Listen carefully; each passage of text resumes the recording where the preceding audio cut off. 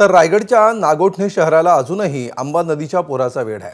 सर्वाधिक या पुराचा फटका हा नागोठणे शहरातल्या व्यापाऱ्यांना बसलाय, कारण अनेक दुकानांमध्ये पाणी शिरल्यामुळे अनेक वस्तू वाहून गेल्या आहेत। शिवाय किराणा मालाचं साहित्य, कपडे, इलेक्ट्रॉनिक वस्तू या सर्व वस्तू वाहून गेल्या आहेत। काही दुकानांमध्ये अनेक वस्तू कुजलेल्या स्थितीमध्ये आढळून येत आहेत। व्यापाऱ्यांशी बातचीत केली आमचे प्रतिनिधी गणेश महाप्रळकर यांनी।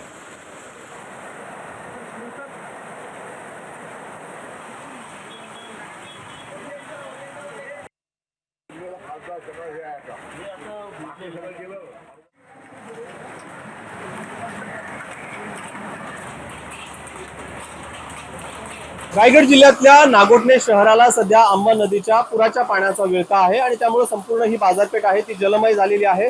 संपूर्ण बाजारपेठेत अंबा नदीच्या पुराचं पाणी शिरलंय आणि त्यामुळे इथले व्यापाऱ्यांचं मोठं नुकसान झालंय। प्रत्येक दुकानांमध्ये या अंबा नदीच्या पुराचं पाणी आहे। काय सांगाल, पुराचं पाणी शिरलंय दुकानांमध्ये, किती नुकसान झालंय? या वेळेला जो पूर आला तो पाणी उशिरा आलेलं होतं, म्हणजे पाऊस उशिरा पडला होता आणि व्यापाऱ्यांचा रविवारचा दिवस होता, बाजारपेठ होती, म्हणून व्यापाऱ्यांनी सर्व माल फुल भरलेला होता।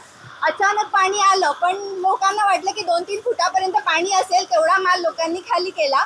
पण यावेळेला पाण्याचा वेग खूप वाढला आणि ते पाणी रोडवर 7 फूट आणि दुकानामध्ये साधारण 5 ते 6 फूट पाणी गेलं। त्यामुळं व्यापाऱ्यांना कुठलाही माल काढायला चान्स भेटला नाही। आता सध्या बघायला गेलं तर पाणी बाजारपेठेमध्ये फुल आहे। अजून व्यापारी वर्गामध्ये मोठं नुकसान झालेलं आहे। सगळ्यात जास्तीत जास्त व्यापारी वर्ग नाक्यावरचे दुकान आहे त्याच्या सगळ्यात किती फूट पाणी आहे आता सध्या? सध्या काल परत 7 फूट पाणी होता, आता पण अजून 4 फूट पाणी परत वाढलेलं आहे। पण व्यापारी वर्गामध्ये भरपूर नुकसान झालेलं आहे। रायगड जिल्ह्याला तर मुसळधार पावसाने धडकलं, परंतु नागोठण्याला याचा फार फटका बसलेला आहे।